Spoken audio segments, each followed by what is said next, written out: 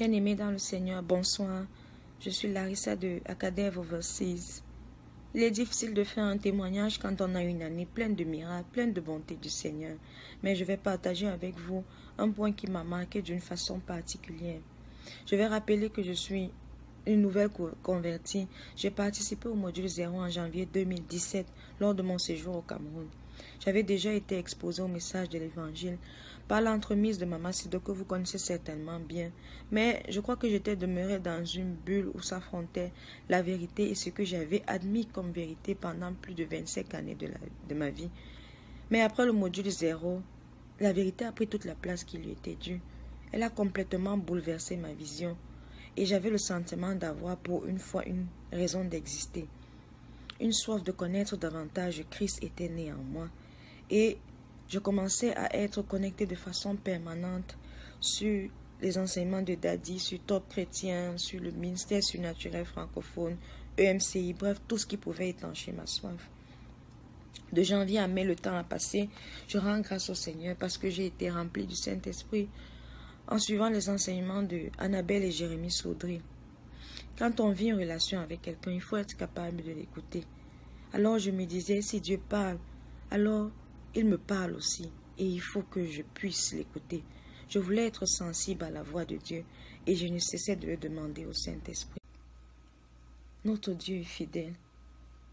Je l'ai expérimenté. Ce qu'il dit, il l'accomplit. L'évangile là, c'est une puissance. Parce qu'au cours de cette année, déjà 4 sur une fratrie de 7 que nous sommes ont accepté l'évangile. Il nous dit de nous demander les nations, il nous donnera les extrémités de la terre. Je suis certaine que l'année prochaine, à la même occasion, je reviendrai vous annoncer que tous mes frères et mes parents sont devenus des fils de Dieu. Je rends infiniment grâce à Dieu pour son serviteur, l'homme de Dieu, Papa François, qui prend soin plus que de lui-même des brebis qui lui ont été confiées par le Seigneur.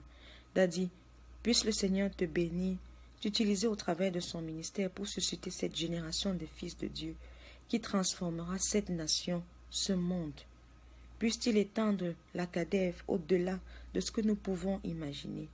Bien sûr, nous avons un rôle à jouer.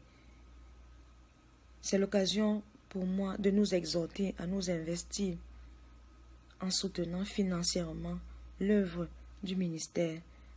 Et à un moment, chacun de nous a pu recevoir de ce que les autres avaient semé. Alors, nous ne voulons pas être ceux par qui la chaîne sera brisée. Semons pour avoir une moisson abondante. Shalom, shalom. Bonne soirée de la traversée à tout le monde, esprit. Mais j'ai compris et réalisé que Dieu nous parlait tantôt d'une manière, tantôt d'une autre. Et qu'il me parlait d'une façon particulière au travers de sa parole. Car dans la nuit du 14 mai 2017, alors que je préparais ma méditation, il était minuit en heure locale. Je lisais comme d'habitude les ressources pour comprendre le contexte de la méditation du jour. Et je suis tombée sur un enseignement du Top Chrétien. Je n'ai plus souvenir de qui, mais de ce qui m'a marqué ce jour. Un peu comme si le message s'adressait particulièrement à moi. Je ne sais pourquoi et je ne sais comment, mais il était écrit. Il se peut qu'à cet instant, une personne qui vous soit très proche soit agonisante, mais sachez que la même puissance qui a ressuscité Christ de la mort la délivrera. Et je me suis assoupie, ce qui n'est pas habituel.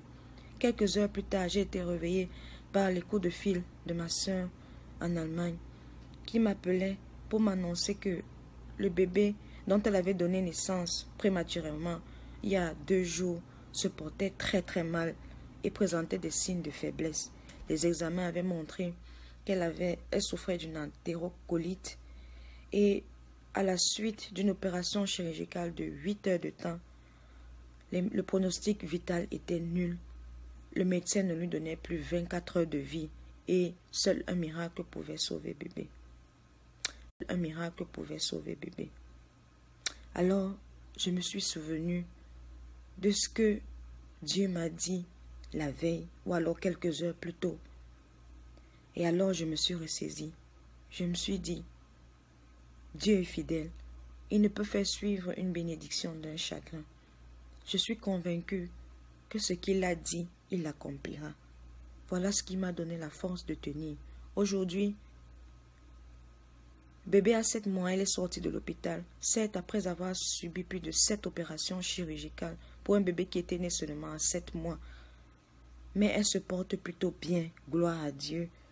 Elle est aujourd'hui un signe visible de la puissance manifestée de Dieu dans nos vies, dans ma vie, dans la vie de sa mère, dans la vie de toute la famille.